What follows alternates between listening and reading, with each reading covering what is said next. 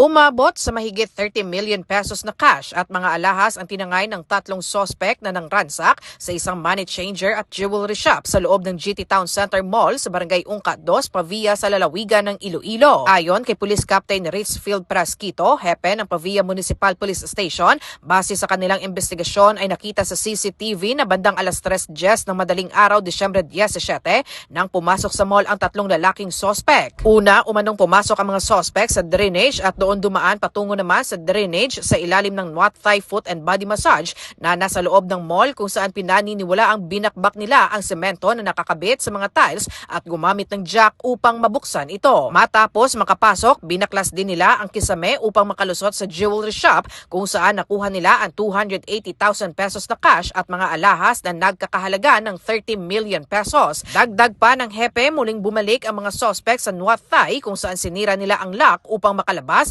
at pagkatapos ay nagtungo sa money changer kung saan nakuha naman nila ang 580,000 pesos na cash mula sa vault. Sa ngayon, isa sa ilalim sa CCTV enhancement ang mga kuha upang matukoy ang mga suspect na pinapaniwala ang miyembro ng Thermite Gang. Ayon naman kay Iloilo Police Provincial Spokesperson Lieutenant Colonel Rolando Aranyo, nagsagawa na sila ng Special Investigation Team upang mapabilis ang investigasyon. Nag-uulat para sa K5 Network News, ito si K5 Karen Badilla para sa kampyon na balita, serbisyo publiko at kasiyahan sa bawat Pilipino. K5 News FM. K5 News FM. News FM.